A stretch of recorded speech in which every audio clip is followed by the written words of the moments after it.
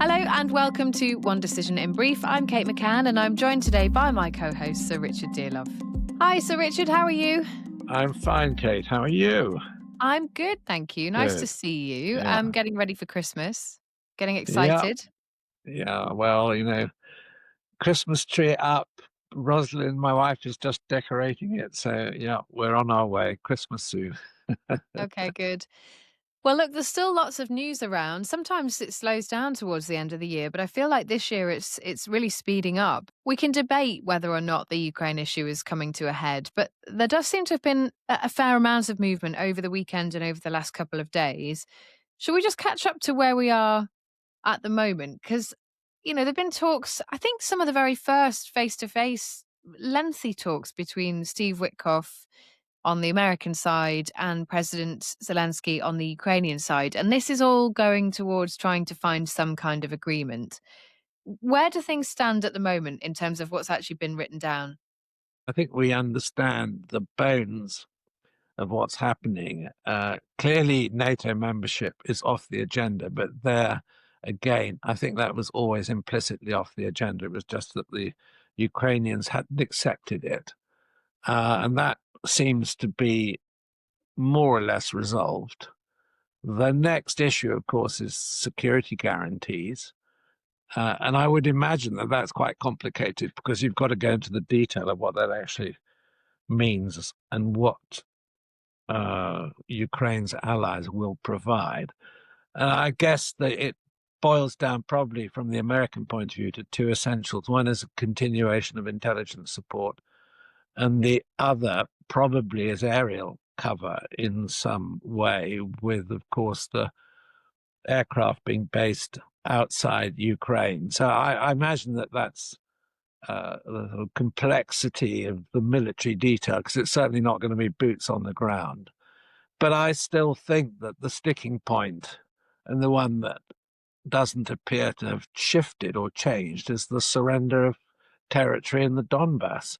And I still am of the view at the moment that the agreement, however far it's progressed in other areas, on this one could well still break down. The other issue, of course, which is important and very important in terms of European support for NATO, is the release of this money, which is the Russian money, which is held in the Euroclear bank in Brussels, or in Belgium generally, with additional funds held in France. I mean, what's peculiar about this is that all the Europeans are pressing the Belgians to, well, I mean, it boils down to a violation of banking rules, really, to release the money. But then to do that, they need, obviously, security guarantees. But the irony is that the French, who are holding, I think, about 20 billion as well, although they want the Belgians to release, are being very secretive about their own holdings and not agreeing to release the money in France. So there's a certain amount of, I don't know, let's say hypocrisy about the attitude of some European nations on this issue. I do agree with you about the agreement as it stands, or at least what we understand of the agreement, in that I just don't see a way past this issue of the territory in the Donbass. And, speaking to people who have been close to President Zelensky, I spoke to Yuri Sak, who used to be one of his advisors. They keep coming back to this idea that ultimately the territorial issue is the big issue. And I think it is worth us marking because, we've been talking about Ukraine for a long time now. I mean, it wasn't that long ago that people were saying Zelensky will never give up the NATO membership demand. He can't do that. That's a key demand. And yet, in the last sort of 24, 48 hours, actually, we have seen the sort of watering down of the language on that. And I do accept what you're saying, which is that it was never going to be realistic for them to join NATO. I do accept that. But I think it is worth us just marking this moment because what it really is a willingness to publicly, water some of the edges down, make things a little bit easier. And a lot of the rhetoric coming out of the Ukrainians at the moment on the Ukrainian side is around this idea that, Ukraine and Europe and America are peace loving, logical, democratic nations. We make decisions that make sense. we do things and we concede points when we can see that they are going to get us to a greater good. And they're setting that against this idea that Russia is illogical, Russia is unpredictable, Russia is undemocratic. What I really think the Ukrainians are doing here, and I think this NATO moment is a key part of it, is demonstrating that they are willing to be amenable. They are willing to negotiate. They are willing to give something up in order to move forward. But they're doing that knowing that Russia never will. And they're doing that knowing that no agreement is likely to be reached because Putin doesn't really want one. And so, really, what they actually need is the continued support and the continued, strength of their allies. And that is Europe and America. The other thing that Yurisak said to me is, this idea of, okay, what would a security guarantee that isn't NATO look like? And then he said, you know what, we've been here before. We gave over our nuclear weapons and you promised that you'd be there and you weren't. What would it would take something pretty hefty for us to believe you again. And I suppose that's the second point here for me, which is the real hurt and the real frustration on the Ukrainian side. And it is emotional, I think, at the moment for them, partly because of that issue and partly because, as you rightly highlight, that they're dragging the feet over the money. Yeah, I think you're absolutely right. And I think the problem is that we've done too little too late for Ukraine all the way through. And the characteristic of the Biden administration, although they were prepared to give them weapons and pay for those weapons, it was always done reluctantly and not done to escalate, because the nuclear threat was, as it were, taken rather graphically by the Biden administration, and they didn't also want to provoke some sort of political crisis in Russia if Russia lost the war. How should we read the fact that the Americans are even in the room in these meetings in Berlin with, very senior politicians, representatives from Germany, from France, from the UK? Jonathan Powell, our own security representative, is there in the room. Steve Witkoff, Jared Kushner. How are you hopeful, or is that also a bit of a showing of face rather than any real intention?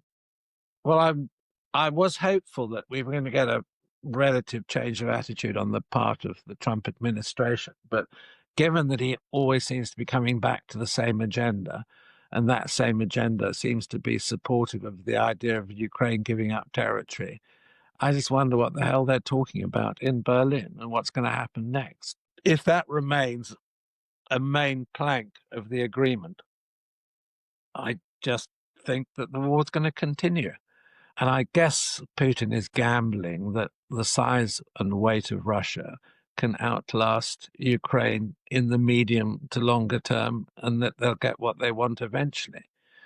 But on the other hand, I certainly am aware from talking to well-informed people that Russia's hurting pretty badly. It's hurting Yeah. economically. It's hurting militarily. The impact of the war is spreading to every part of Russian society. So the idea that somehow the Russians are winning, and this is where I think Trump is so dangerous in his attitude. He seems to be drinking the Putin Kool-Aid and saying, well, the Russians are winning anyway, so do a deal now before it gets worse for you, if you see what I mean. And but the other aspect that worries me, which hasn't really been discussed, although it's come up briefly, is this question of whether there should be a new election, and the legitimacy of Zelensky's position, because they've annulled or cancelled the prospect of holding elections because they're at war. That's constitutionally justified. But on the other hand, Trump seems to be suggesting that Zelensky's position isn't really legitimate because he should be re-elected. Well, the problem is, I think if they run a re-election, I'm pretty sure that there will be a candidate put up who will look like a loyal Ukrainian opponent, but might well be somebody who's much more amenable to doing a deal with the Russians. And ultimately, we can't really trust that America and Donald Trump would be willing to speak out against that happening. I don't think they would. And I think Trump is quite keen to get rid of Zelensky because he sees Zelensky as a block to his ambition of being able to stand up and say, look, I've secured the end of another war, and an extremely bloody one in which thousands of people are being killed. Yeah, no, it is very hard to see. And we were at an event the other day and talking about the relationship between Ukraine and Russia and America, and there was an American guy, former military guy, at the end came up and said to me, one of the things that is not really accounted for in all of this is the unpredictability of Trump as he faces domestic problems. He faces down some real concerns about the midterm elections, a lot of domestic issues around inflation and how people feel, a lot of issues around tariffs, particularly, farmers and what that's doing to farmers' ability to make enough money to live. And that's going to make him even more unpredictable. And that is something that we have not yet accounted for, even in the normal world of Donald Trump's kind of unpredictability. And it's something that we really need to take into account as we move through the next couple of months. And that could coincide with a really dangerous time for Ukraine. Finally, I wanted to talk about European countries because, these meetings are taking place in Europe. European nations have come together over the last week to try and make themselves relevant again in some ways. But Switzerland is interesting. Just explain to people, because the Swiss federal government has tweeted, and they posted this on the 12th, so it's now a couple of days ago, but it's relevant to the Ukraine situation. They say, in light of the deteriorating security situation, the Swiss government is realigning Switzerland's security policy. It's launched a consultation procedure and instructed the relevant departments to start taking measures. Now, that doesn't really sound like very much or something very interesting, but explain, because I think you do find this interesting. Yeah, I do, because I lived in Switzerland for quite a long time, and actually I know the Swiss intelligence organizations pretty well. And I think what that means, if you're interpreting Swiss speak, and that's a rather typical Swiss statement, it probably means that they're talking to NATO. I mean, they are neutral, of course, but their inclination in being neutral is obviously towards the West.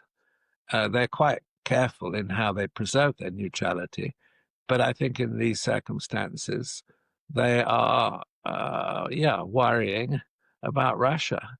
And obviously, given their key strategic position in Europe, the Swiss always play behind the scenes an important role. If it's only where countries come together to negotiate and go and work in the UN representations in Geneva or whatever.